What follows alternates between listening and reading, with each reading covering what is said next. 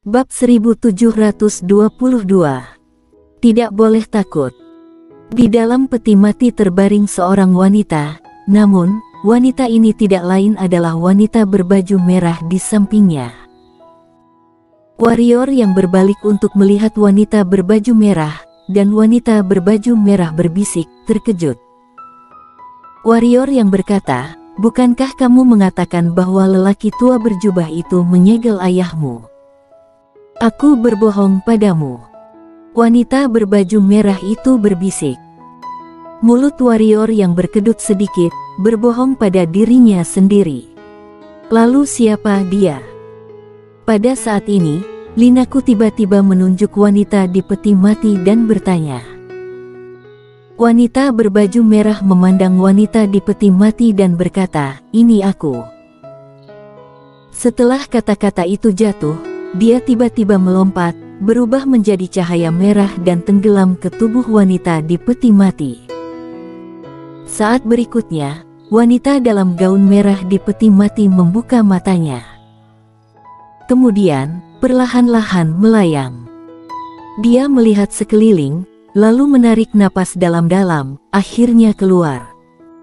Warrior yang tersenyum datar, lalu berkata, "Selamat." Mendengar kata-kata warrior yang, wanita berbaju merah itu tiba-tiba menatapnya, dan akhirnya, matanya tertuju pada perut warrior yang. Melihat wanita itu melihat perutnya, warrior yang perlahan mengepalkan tangan kirinya. Setelah lama terdiam, wanita berbaju merah itu tiba-tiba berkata, "Kamu berbakat, ikuti aku." Warrior yang menggelengkan kepalanya, "Maaf, aku suka kebebasan." "Kamu menolak." Wanita itu menatap langsung ke arah warrior yang. Warrior yang mengangguk, "Aku tidak suka menahan diri, jadi aku tidak bisa mengikutimu." Pada saat ini, wanita berbaju merah tiba-tiba muncul di depan warrior yang, dan berkata, "Aku tidak suka orang lain menolakku. Tidak ada yang menolakku, karena mereka yang menolak sudah mati." Warrior yang berpikir sejenak, dan kemudian berkata, "Melon yang dipilin dengan kuat tidak manis, bagaimana menurutmu?" Wanita berbaju merah menggelengkan kepalanya, "Selama aku menyukainya, tidak masalah jika itu pahit. Tapi aku tidak menyukainya." Warrior yang menatap langsung ke arah wanita berbaju merah itu. Pada saat ini, wanita berbaju merah tiba-tiba meletakkan tangan kanannya di tangan warrior yang, "Aku bisa merasakannya, tanganmu penuh dengan kekuatan tak terbatas. Jika aku menebak dengan benar, itu adalah kartu truf terakhirmu. Benarkah?" Warrior yang mengangguk, "Itu dia. Tangan Dewa Perang." Dengan kekuatannya saat ini, jika dia membuka blokir tangan ini dan menambahkan pedang kayu. Pemandangan itu, dia bahkan tidak bisa membayangkan dirinya sendiri. Pada saat ini, wanita berbaju merah tiba-tiba mengangkat lengan tangan kanannya dengan tangan gioknya, meletakkan tangannya di jimat emasnya, lalu menatap langsung ke warrior yang, "Apakah kamu ingin mencoba?" Warrior yang memandang wanita itu untuk waktu yang lama, dan kemudian berkata, "Kalau begitu cobalah." Bagaimana bisa begitu pengecut saat ini? Jangan pengecut. Dia tidak tahu kekuatan wanita berbaju merah di depannya, tetapi satu hal yang pasti, pihak lain pasti kuat. Namun, kamu tidak bisa menjadi pengecut. Tidak bisa mengalahkan dan tidak bisa mengalahkan adalah dua konsep. Bahkan jika dia tidak bisa mengalahkannya, dia berani bertarung. Wanita berbaju merah itu mengangguk sedikit dan hendak merobek jimat di lengan warrior yang. Pada saat ini, Shiro tiba-tiba muncul di warrior yang memegang pedang kayu. Di depan warrior yang, dalam sekejap, energi pedang padat langsung menenggelamkan wanita berbaju merah itu. Namun, itu hanya sesaat, karena seketika itu juga energi pedang itu menghilang begitu saja. Pada saat ini, wanita berbaju merah jatuh di atas Shiro dan pedang kayu. Di depan warrior Yang, Shiro mengedipkan matanya, memandang wanita berbaju merah itu, dan terakhir pada warrior Yang, ia berkedip lagi, lalu ia menyeringai, lalu memegang pedang kayu dan langsung membenamkan diri ke tubuh warrior Yang. Lari. Warrior yang tersenyum kecut, Shiro ini juga bertarung jika dia bisa, tetapi melarikan diri jika dia tidak bisa. Sambil menggelengkan kepalanya, warrior yang melihat kepada wanita berbaju merah, dia berkata, "Karena kamu ingin bertarung, maka bertarunglah." Saat dia mengatakan itu, dia hendak melepas jimat di lengannya, dan pada saat ini, wanita berbaju merah tiba-tiba berkata, "Pedang kayu barusan. Kenapa ada di sini bersamamu?" Warrior yang memandang wanita berbaju merah, "Apakah kamu tahu pedang kayu itu?" "Kamu tidak tahu." Wanita berbaju merah itu bertanya balik. Warrior yang menggelengkan kepalanya, "Aku tidak tahu." Wanita berbaju merah menatap warrior yang dalam-dalam. Setelah lama terdiam, dia tiba-tiba berbalik dan berkata, "Pergi. Jangan lakukan lagi." Warrior yang bertanya dengan heran. Wanita berbaju merah melambaikan tangan gioknya dengan lembut. Suatu hari kemudian, formasi Gunung Suyu rusak. Pada saat itu, semua orang yang masih berada di Gunung Suyu akan mati. Tentu saja, mereka yang sekarang berada di Gunung Suyu juga akan mati. Warrior yang tiba, "Apakah kamu akan keluar?" "Keluar." Wanita berbaju merah menoleh untuk melihat warrior yang, "Untuk apa?" Warrior yang berkata, "Aku pikir kamu ingin mendominasi alam semesta kelas tengah." Mendominasi alam semesta kelas tengah. Wanita berbaju merah itu memiliki sedikit penghinaan di sudut mulutnya, artinya, Ini hanya sangkar yang ditinggalkan oleh para kultivator kuno itu. Tujuanku adalah alam semesta kelas atas di atas 9 langit alam semesta. Alam semesta kelas atas." Mendengar kata-kata wanita berbaju merah, linaku di samping merasa lega.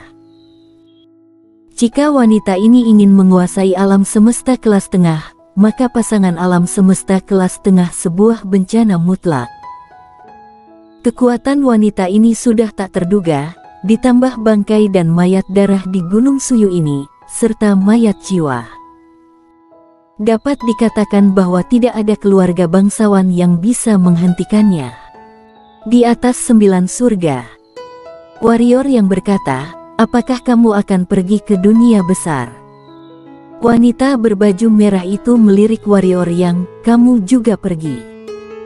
Setelah dia selesai berbicara, dia berbalik dan berkata lagi, "Pergilah. Aku ingin diam."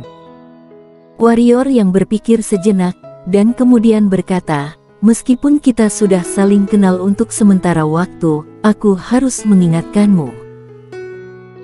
Sekarang, para kultivator di luar merasa bahwa ada warisan yang kuat di gunung ini, dan ada harta, mereka yakin aku tidak akan melepaskannya. Jadi, kalau begitu biarkan mereka datang." Wanita itu berkata, "Mayat-mayat ini sudah lama tidak merasakan darah." Warrior yang ragu-ragu sejenak, lalu berkata lagi, "Yah, kita sudah saling kenal untuk sementara waktu, apakah kamu memiliki sesuatu yang tidak kamu inginkan?" "Sama seperti pelindung darah dan kotak pedang, jika memilikinya, kamu bisa berikan padaku. Aku tidak akan punya terlalu banyak." Di samping, linaku mendengarkan dengan sudut mulutnya berkedut. Pada saat ini, wanita berbaju merah tiba-tiba berbalik untuk melihat warrior yang, dan kemudian tangan gioknya perlahan mengepal erat.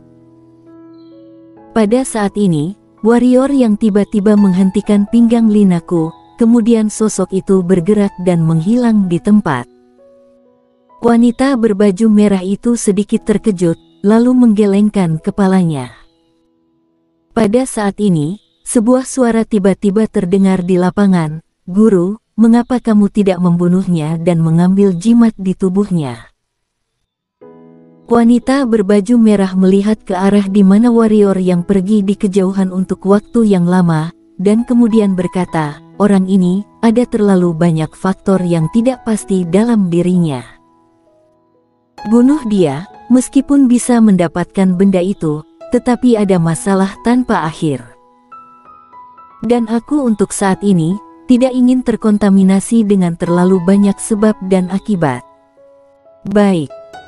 Suara itu berkata, "Guru, kamu sudah keluar dari masalah sekarang, apa yang harus kita lakukan selanjutnya?" Wanita berbaju merah perlahan menutup matanya, "Tunggu kekuatanku pulih sepenuhnya." Warrior yang dan Linaku tidak tinggal di sumur kering, juga tidak berani tinggal. Wanita itu adalah praktisi Jericho dari zaman dahulu. Pihak lain telah hidup selama ribuan tahun. Kekuatannya pasti tidak bisa dilawan. Warrior yang dan Linaku tidak meninggalkan kota Suyu, mereka menemukan aula bobrok di kota dan untuk sementara tinggal di sana. Karena formasi Gunung Suyu masih memiliki hari untuk dipatahkan, untuk cara memecahkannya, tidak perlu dikatakan lagi, pasti wanita yang memecahkannya. Bagaimanapun, dia hanya ingin menunggu dengan tenang sampai formasi sihir itu pecah, dan kemudian meninggalkan tempat hantu ini. Panen dari perjalanan ini, dia telah puas. Adapun tujuan apa yang dimiliki wanita itu dan apa yang ingin dia lakukan, itu tidak ada hubungannya dengan dia. Dia hanya ingin meningkatkan kekuatannya sekarang, dan kemudian pergi dan bertarunglah dengan keluarga yang... Warrior yang duduk bersila di tanah, pikirannya bergerak sedikit, kotak pedang muncul di depannya, dia mengulurkan tangannya dan menjentikkan jarinya, kotak pedang itu bergetar hebat, dan kemudian 6 pedang hitam muncul di depan dia. Segera setelah 6 pedang ini muncul, warrior yang menemukan bahwa dia memiliki pikiran yang sama dengan 6 pedang ini, artinya, dia dapat sepenuhnya mengendalikan 6 pedang ini dengan pikirannya. Singkatnya, 6 pedang ini setara dengan 6 tangannya. Dengan kekuatannya saat ini, dia bisa multitasking. Namun, untuk bisa membuat pedang seperti lengan, masih butuh banyak latihan. Dan sekarang tentu bukan waktunya. Pada saat ini, warrior yang tiba-tiba mengerutkan kening, dan kemudian dia mengedipkan mata pada Linaku yang bingung, ketika warrior yang tiba-tiba mengutuk, "Sialan, harta di luar alam alami di bawah sumur kering sebenarnya dijaga oleh 3 bangkai." Omong-omong, dia mengeluarkan 2 batu energi lagi dan menyerahkannya kepada Linaku sambil berkata, "Telanlah dengan cepat, dan lanjutkan setelah kita sembuh. Aku tidak percaya, itu tidak akan mati." Linaku melirik warrior yang hendak berbicara, ketika tiba-tiba terdengar cibiran di lapangan, "Harta karun alam alami, cek, aku tidak menyangka akan mendapatkannya. Sungguh kejutan." Suara itu jatuh, dan selusin orang tiba-tiba muncul tidak jauh dari warrior yang pemimpinnya adalah Gary Ying itu. "Kamu." Warrior yang tiba-tiba berdiri dan menarik Linaku ke belakang, suaranya penuh dengan keterkejutan, "Kenapa kamu ada di sini? Mengapa kamu di sini?"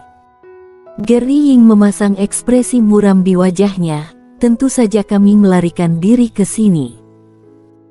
Ketika kamu tidak membiarkan kami memasuki kota, kami hampir dimakan mentah-mentah oleh mayat-mayat bangkai itu." Warrior yang terus menarik Linaku kembali, "Kamu, apa yang kamu inginkan?" Suara itu bergetar, seolah-olah dia sangat ketakutan. "Apa yang aku inginkan?" Ekspresi Gary Ying menjadi semakin mengerikan. Pada saat ini, seorang pria di samping Gary Ying tiba-tiba berkata, "Kamu tidak bisa melakukannya di sini, Ada banyak bangkai dan mayat jiwa di sini. Jika kamu melakukannya di sini, itu akan menarik monster-monster itu dan manusia-manusia yang tersembunyi di sini. Ayo ambil harta karun dari sumur kering dulu.